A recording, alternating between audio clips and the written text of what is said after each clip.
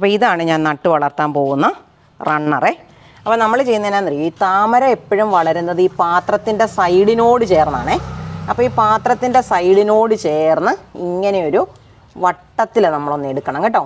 എന്നിട്ട് വേണം നമുക്കിതിനെ നട്ടു കൊടുക്കാൻ. അപ്പോൾ ഇതിൻ്റെ വേരുകൾ വരുന്ന ഭാഗങ്ങളെല്ലാം മണ്ണിലേക്കാകത്തക്ക രീതിയിൽ വേണം നമ്മൾ വെച്ച് കൊടുക്കാനേ. ഇനി അല്ലാതിരുന്നാലും അവർ മണ്ണിലേക്ക് അങ്ങ് വളർന്നോളും. ഇപ്പോൾ ഈ ഇലകളൊക്കെ ഇങ്ങനെ താഴേക്കിരിക്കുന്ന ഒന്നും നമ്മൾ വിചാരിക്കേണ്ട, അതൊക്കെ അവർ നിവർന്നു വന്നോളും. ഇനി നമ്മൾ മണ്ണിട്ട് കൊടുക്കുന്നതെന്ന് പറഞ്ഞാൽ ഈ വേര് വന്നിരിക്കുന്ന ഭാഗങ്ങൾ കണ്ടോ, അതായത് ഇവരുടെ ഒരു ജോയിൻ്റ്, അത് അത്തരത്തിലുള്ള ഭാഗങ്ങളിൽ മാത്രം നമ്മൾ മണ്ണിട്ട് കൊടുക്കാവുള്ളൂ. അപ്പോൾ നമ്മൾക്ക് ഇതിൽ നിന്നൊരു കുറേശ്ശെ മണ്ണെടുത്ത് ഈ വേര് വന്നിരിക്കുന്ന ഭാഗത്ത് മാത്രം വെച്ച് കൊടുക്കുവാണേ.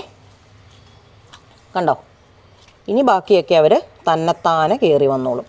ഇവിടെ ഉണ്ടൊരു വേര് പോലത്തെ ഭാഗം, അപ്പോൾ അതിനും കൂടെ ഞാൻ ശകലം മണ്ണിട്ട് കൊടുക്കും. കണ്ടോ, കുറച്ച് മണ്ണിട്ടാൽ മതി കേട്ടോ, വലിയ കനത്തിലൊന്നും മണ്ണിടേണ്ട കാര്യമില്ല. അപ്പോൾ ഒരു ചെറിയ റണ്ണറും കൂടെ ഇതിൻ്റേത് തന്നെയുണ്ട്.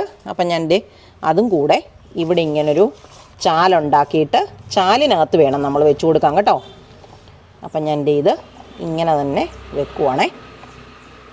എന്നിട്ട് അതിൻ്റെയും വേരുള്ള ഭാഗത്ത് മാത്രം നമ്മളൊരു ശകലം മണ്ണ് ഇട്ട് കൊടുത്തു.